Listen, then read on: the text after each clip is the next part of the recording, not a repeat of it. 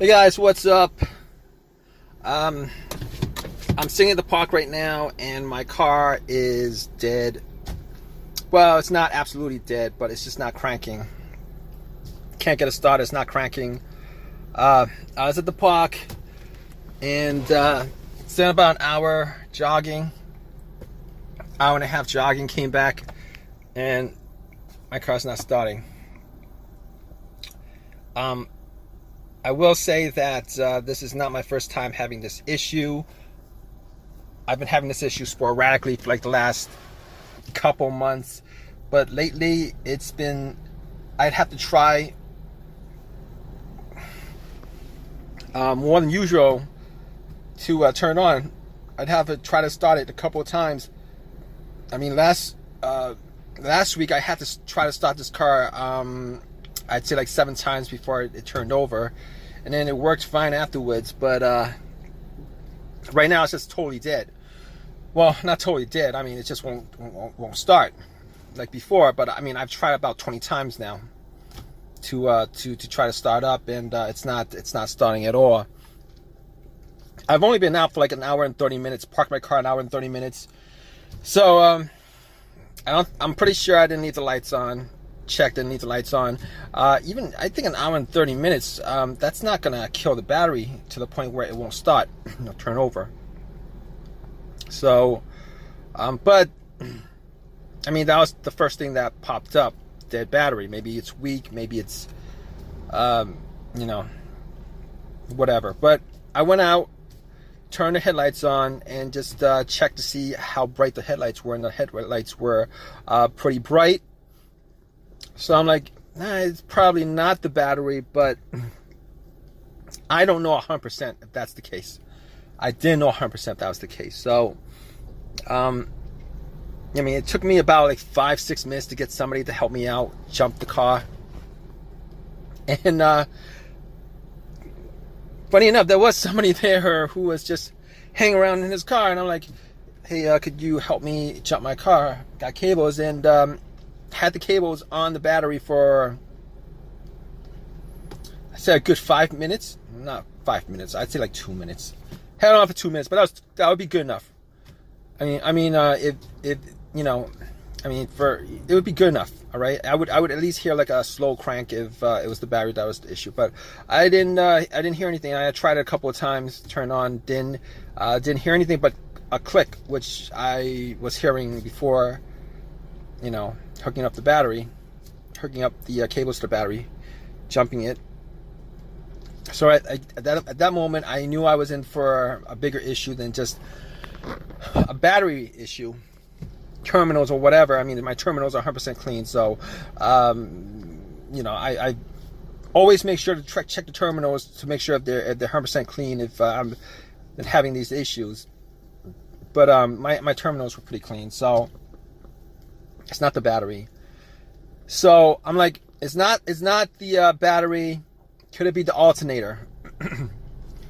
And just by thinking about it, it couldn't be the alternator, because this car wasn't running when it decided not to start, and even in previous situations, the car wasn't, it wasn't running.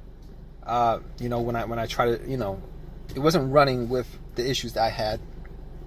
Normally with alternator issues, you would have a bad alternator if the car died out on you while you were driving. I mean, it could be other things, but normally alternator issues, that's it happens with the engine running, and this engine was not running at all.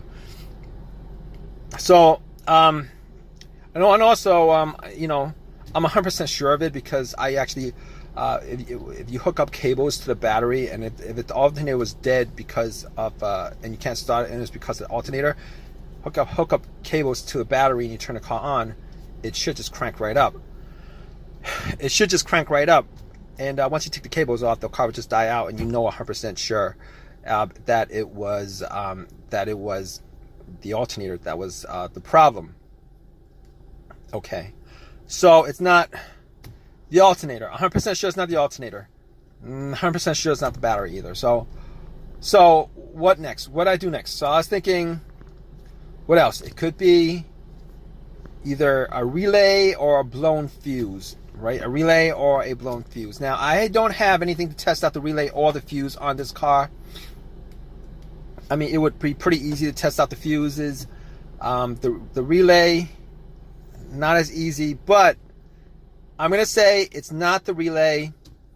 It's not the starter relay. It's not the fuel pump relay. It's not the starter relay, and definitely not the fuel pump relay. It's not the starter relay.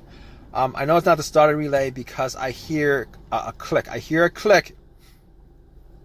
You hear a click every time. Try to start it. You hear a click. I mean, it gets faint. You know, the more you do it because, you know, the battery gets strained, but you do hear a click.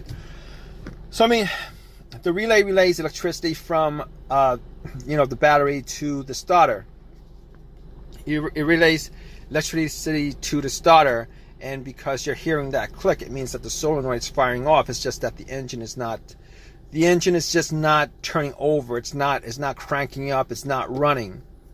So at that point, I know it's not the relay. I mean, I can't say I'm 100% sure it's not the relay, but I'm going to say to a good certainty that it's not the relay. Like 90% sure it's not the relay. I'd have to test it out to make,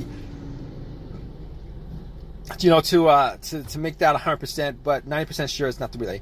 So what else? What else did I test out?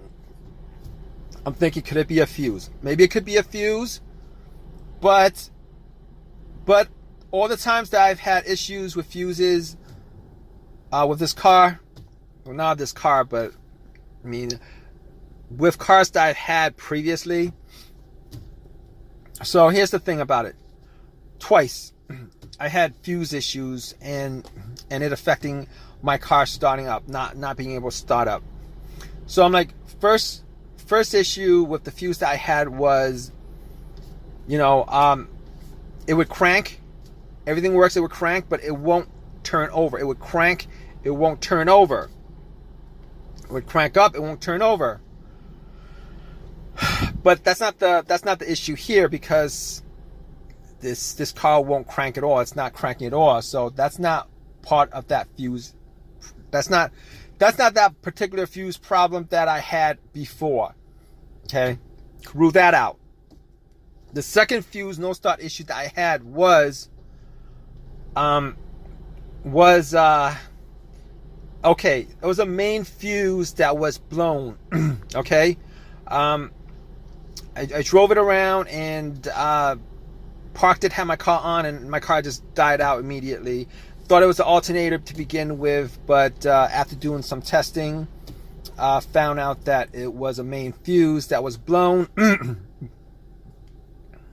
And had that, and I, you know, and that was the case because everything just, you know, nothing worked in the car. Like as if the cables were taken off the battery, nothing worked in the car. So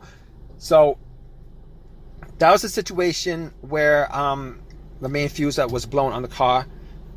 But that's not the issue here. That's not the issue here because, you know, I get lights on the dash, blow motor works, everything works in the car. So not a problem here. Now,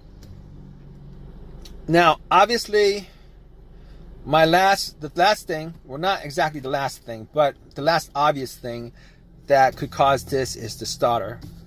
It's probably the first obvious thing. Well, not the first. Battery would be the first. Well, okay.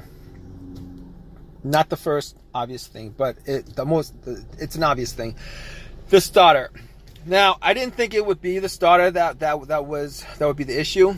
And I'm doing this video while I'm waiting for the AAA to tow my car.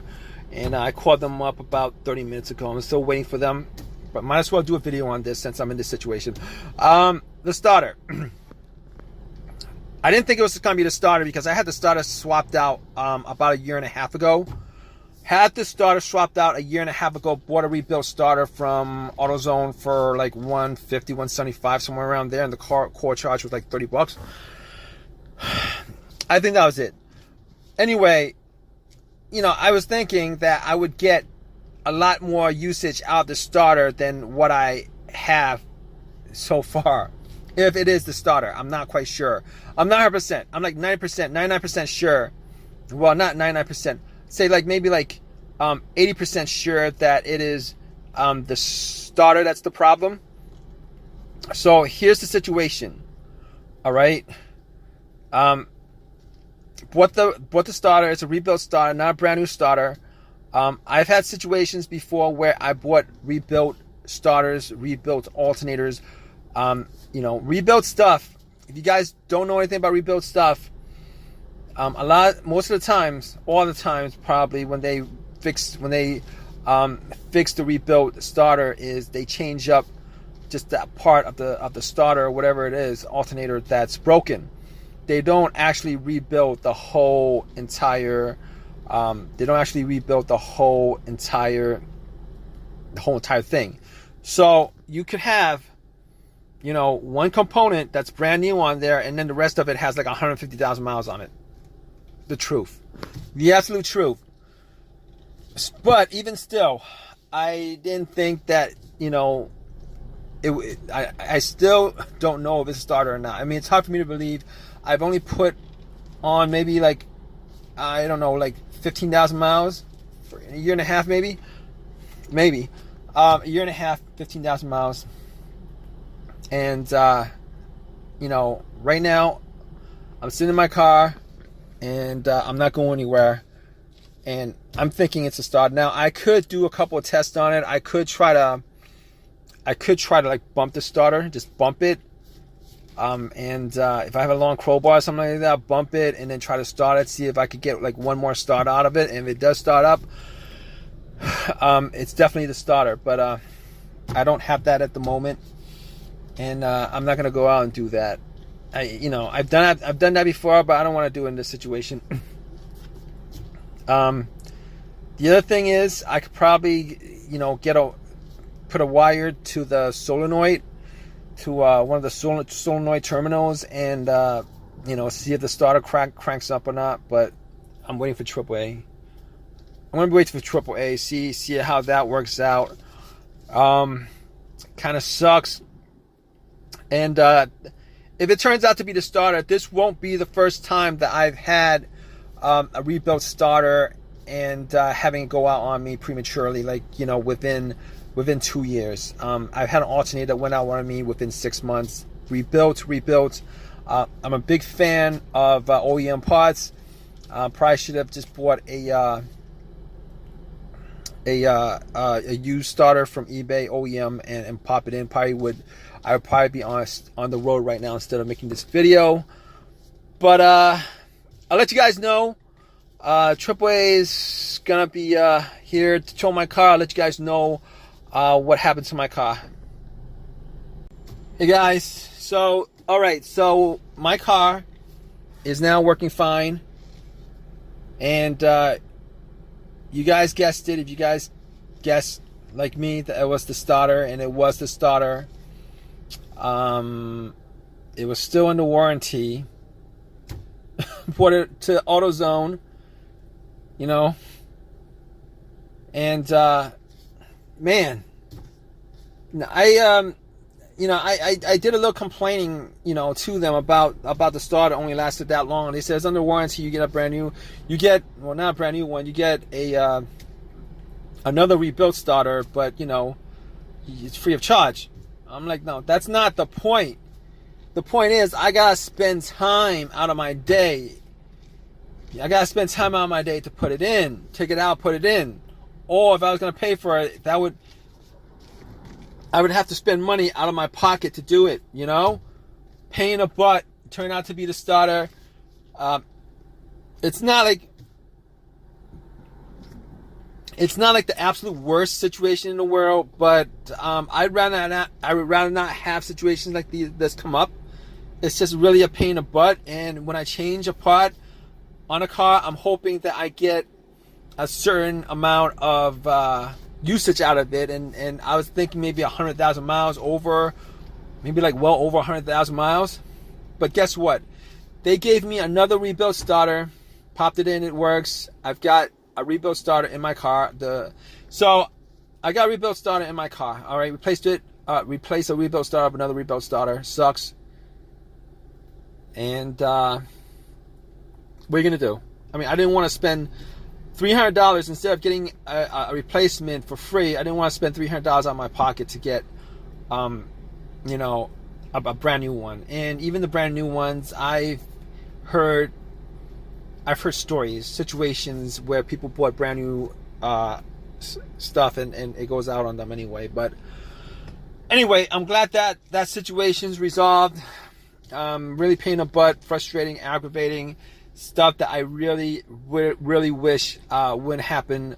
But apparently it is what it is, kind of thing. But if you guys have any comments, please leave your comments in the comment section. Please give me a thumbs up. Please subscribe, guys. All right. Hope this has helped you out as far as your issues with your car. Hope hope if you do have this kind of situation that is as simple. No, not as simple, but it's not worse than that. All right, guys. Take care.